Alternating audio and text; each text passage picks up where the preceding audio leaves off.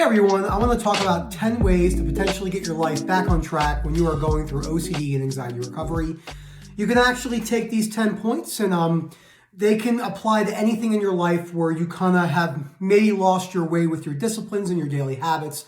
I think everything that I'm going to cover today is a cornerstone when it comes to building that low frustration tolerance we always talk about, because so much of our life is engaging in activities and, doing things we enjoy, our work, spending time with our families. So going out there and doing the things that the monotony of the day and that just almost repetitiveness for many people, this is where a lot of that frustration tolerance really can be built, because you're learning how to bring, chronic anxiety, shame, guilt, depersonalization, and derealization with you. And I think that's really this was really important for me.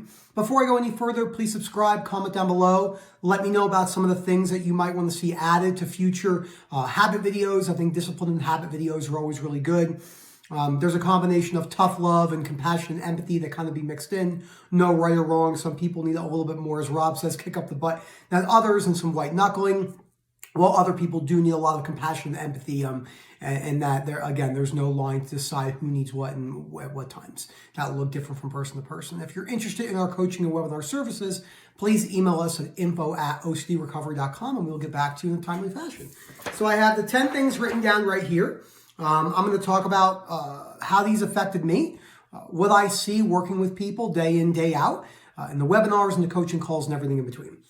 And then people that don't have OCD that I'm friends with, who have either lost a job or a spouse has died, or they've lost a child, and anything else in between. So the first thing is the morning. And I'm talking about people who don't maybe work overnights. Maybe you're an overnight nurse or something like that, and you're suffering with ROCD or POCD. But let's just say strictly like a morning routine. Getting up in the morning and getting your day started is one of the best things you could do for OCD and anxiety recovery. When your alarm goes off, get out of bed. It's really easy to sit there and that automatic rumination starts.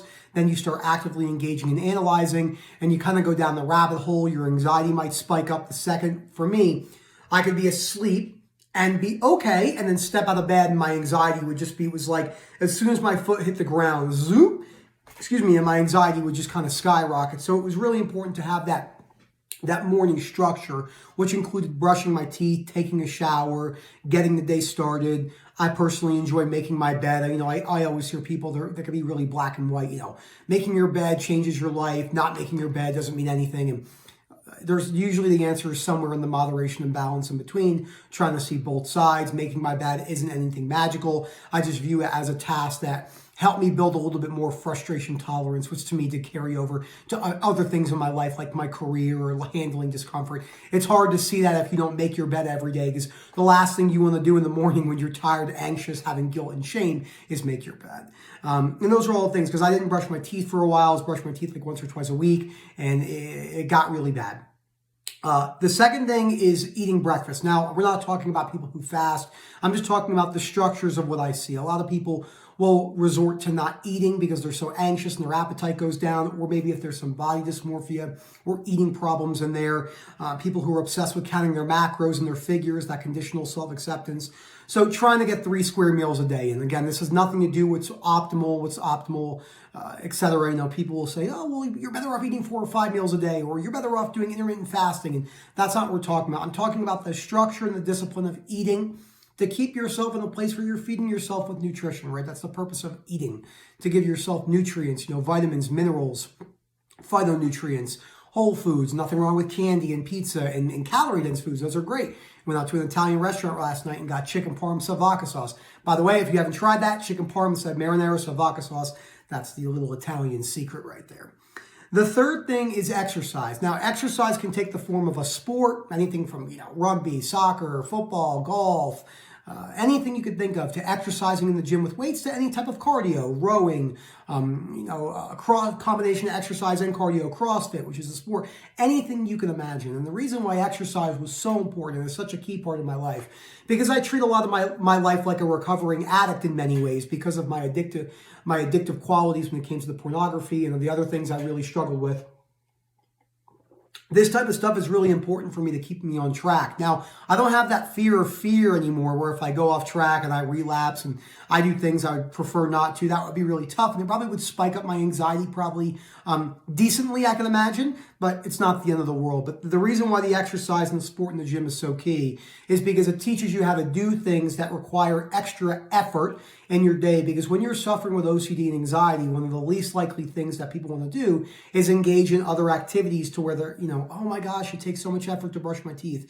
It takes so much effort to go to the gym. Oh, I have breathing OCD. I don't want to be hyper aware if I'm playing a sport. Oh, my harm OCD, my guilt and my shame are so bad. The last thing I want to do is walk into a gym and think, what if these people knew about me of POCD, harm OCD? So getting into a good exercise balance routine, I like to work out 4 or 5 days a week, and I hike on the weekends and I go for a couple walks. I stay pretty active. I love it. I enjoy it. I don't think I need those things in my life anymore. I would be definitely upset if I lost them, but they're just not the end of the world like I'd imagine, and like I used to. Number 4, many people hear me talk about this, the importance of finding meaning in work. The reason why Viktor Frankl's book, Man's Search for Meaning, is on the reading list is because, in my opinion, what I see with people I work with all over the world in different careers and different levels of income and societal backgrounds and socioeconomic backgrounds, people that put individual purpose into their work usually have the best outcomes in life, not for a consistent happiness state, because a lot of work is, the monotonous, repetitive, boring realities of life that many people are trying to escape with different addictions and, TikTok and social media 6-7 hours a day and stuff like that. So work has been really meaningful for me. Many people know I'm a chiropractor. I own my own practice with my wife, mobile practice, and I also do this a lot. I do a lot of one-to-ones, anywhere between 60 to 75 a month, with all the webinars and all the YouTube content and all the Instagram. The reason why I do it is because it means something to me. I don't need anyone to respect that meaning. I've understood that. Whether people like me or not is actually not the most important thing. It's frustrating when people say, bad things about you. It has nothing to do with not giving a fuck. When people say, oh, just don't give a crap or anything like that. It's important to realize that that saying per se tends to be, there's more to it than just saying that phrase. There's usually a lot of insecurity there, no judgment. It's just, that's the reality of what's going on. And the people that use those phrases, I don't care, do whatever you want. It doesn't matter what people say about you. I read a lot. The people that have those ideologies as their belief systems in their texts and their books and their TED Talks and their YouTube channels, they tend to care the most. It's an unfortunate scenario because I could just sit down with them and tell them pretty quickly about how to kind of shift that around a little bit and it wouldn't be as problematic for their life. The 5th thing is the social media and the video game balance. Social media and video games are not inherently bad, but most people, unfortunately, are using them as these short-term distraction mechanisms, and they're really not living their life. I will probably never play video games in my life again, I think. Maybe one day in the future. I just can't see how the ROI on video games for me. I'm really busy. I got a lot of things going on. A lot of different goals with my work and my career with OCD recovery and hiking and traveling, and I just don't want to put the time into play video games because for me it's a zero ROI of return on your investment. Again, TikTok is not inherently bad. Rob and I were just talking about this before this video, and it's really important to realize that, the black and whiteness. I see why some people, I just saw a big YouTube channel that said, we have to get rid of TikTok forever, and that comes another type of authoritative belief system of like, we need to control what other people are doing. Again, we're better off teaching people if to balance it, whether someone else wants to kind of throw their life away in the sense of they're not really going with motivation, ambition, discipline, consistency, persistence, hard work, and putting themselves through hard situations. That's really not your problem. It's actually their problem, and you could just educate them and guide them, and whether they listen or not is actually, you have no control over that. So again, social media is great. It's how I get content out there. It's how I get the one-to-ones going and how I meet people from around the world. I thank all of you for watching my content, but there needs to be a balance usually if you want to, if you don't want it to kind of teeter the other way to the unhealthy aspect. The 6th thing is reading. Many people know I like to read. I read maybe 24 to 36 books a year, at least in the last couple of years. I think I've read 60 books in the last 2.5 years. A lot of people, that would be overkill. A lot of people don't like reading. You don't have to like reading. I enjoy reading. I enjoy learning different things, World War II history, different hardships, Auschwitz, things going on in North Korea. I just read Yomi Park's book, The Will to Live, Eddie Jacquo's Happiest Man Alive, all the books on the reading list. A lot of different finance books, investing books, a lot of different books on philosophy, Marcus Aurelius, and just different stuff like that. Things I'm interested in, things I like to learn about to keep my mind open, but always keeping aware that just theory alone isn't important for me. I want to learn how to apply it, and I do try to apply a lot of things I can. Discipline books. I'm not just going to read a discipline book for myself and not apply it. It's very easy to do that. So especially the books on the reading list, that's really important. The seventh thing to get your life back on track is socializing. Again, this goes for OCD, anxiety recovery, loss of a job, loss of a loved one, etc. Anything that's really a hardship in your life. Maybe you lost a house in a forest fire. This has happened here multiple times where I live in Colorado. Tornadoes, any type of natural disasters, anything, the economy, etc. Going out and socializing, humans are very social creatures. Of course, there's all these different myths out there about introverts and extroverts. I think it's very important to cover. There's more than likely no such thing as an introvert and extrovert by nature. These are what people use to categorize themselves and put themselves in a box. It's like the word trauma, gaslighting, and narcissist. There's more than likely probably no such thing as a narcissist. Sure, is there narcissistic personality disorder? I'm assuming yes, but it's not as common as we think. It's more than people just have really strong belief systems based around the rationalities. We label people as narcissists. We put them in a box. It's just how we kind of conceptualize and compartmentalize our belief systems to make life work really simple for us. It's why we can't really grasp the ever-expanding universe and stuff like that, because these concepts seem to be really big for the human mind to grasp around. So going out and socializing, even if you consider yourself an introvert, is really important. I've worked with many people, Jade including one of those people. I didn't work with her, but YouTube channel. You know, she would say, I'm a homebody, I don't like to go out. And then when she realized she liked to go out and do things, she started to realize just how much fun she actually started to have going out there and enjoying life again. The eighth thing I wanted to talk about was the Netflix balance. I love me some good Netflix. I'm one of those people that watches the same documentaries over and over again if they particularly instill a certain feeling of motivation and discipline in me. CrossFit documentaries, hiking documentaries, serial killer documentaries, just from the nature of what I like to do, thinking about the psychology of it and the belief systems. And obviously there's much more to it. There's obviously something going on there that we can't really understand. And everything else in between. So again, Netflix is not inherently good or bad, but a lot of people, they go to work, they come home, they make dinner, they do Netflix, they go to bed, they do that for 40 years and die. They have a couple kids, they have a couple dogs, they go to baseball games, they grow up. They don't really take any risks. They don't do anything too overly exciting. They have a few exciting moments throughout the year, holidays, but they don't really push themselves to new heights because it's uncomfortable to do stuff like that. Now, the last two are odd. I thought about these last two because I kind of ran out of ideas, and I said to myself, what are some things that people do that just go completely to the wayside then when they're really suffering or going through a hard time in life? Their finances.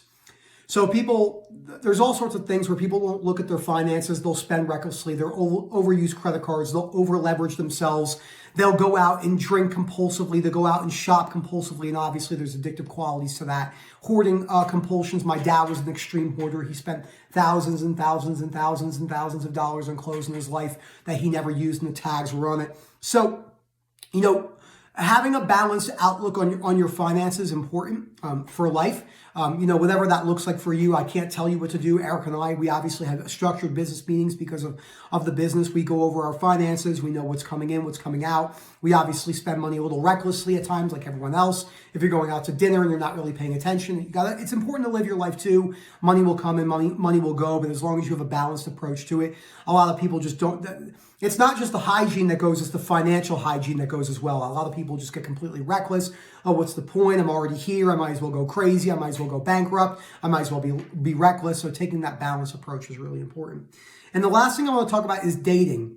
There's a girl out, she doesn't mind. I use her name, Marley. I work with her. Marley, when you watch this will be a good, she spoke about this in the webinar. She said something yesterday in the ROCD Part 1 webinar, which is December 13th. And she said something that was so important. She said, I never really had direct ROCD, but it's important. I've been going on a date and I saw a guy a couple times, and it's important to do this because part of life is going out and dating and potentially trying to find a new mate, whether that's a marriage or a single or a one-night stand or whatever you like to do. We're not here to talk about those specifics.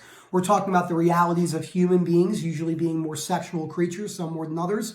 Some people they're not interested in that. I know people like that. There's nothing inherently wrong with that. There might be a belief there based around embarrassment. What if I had a problem in the bedroom and I can't stay aroused, and it kind of forms in this belief system that they don't want to be embarrassed again and everything else in between. So Going out there and dating again, and for me, I wasn't going on dates. I didn't go on a date with my wife for a couple years. All I did, and if we did it with Chipotle, I was just so messed up that I didn't want to do anything. So going out there and trying to meet new people, no matter what the theme is. I'm not just talking about ROCD. I'm talking about if you have chronic shame, guilt, cheating OCD, existential, sensory motor, solipsism, whatever the core fear of death. Going out there and meeting new people, and that ties directly into that point number 7, which is socializing. So I hope you guys enjoyed this video. Again, this is 10 ways to get your life back on track, 10 different habits that you can do, and I think it's really important to take these, a little bit more seriously than we usually think we need to, because this is how we build that frustration tolerance, and this is how you actually break down fear. These are the exposures for fear, because you're going out there and living your life and learning how to be anxious and bring it along with you. Thank you so much for watching this video. I hope you enjoyed it. Again, if you're interested in our coaching and webinar services, please email info@ocdrecovery.com. Again, that is info@ocdrecovery.com. We'll get back to you in a timely fashion. Have a good day, everyone. Thank you so much.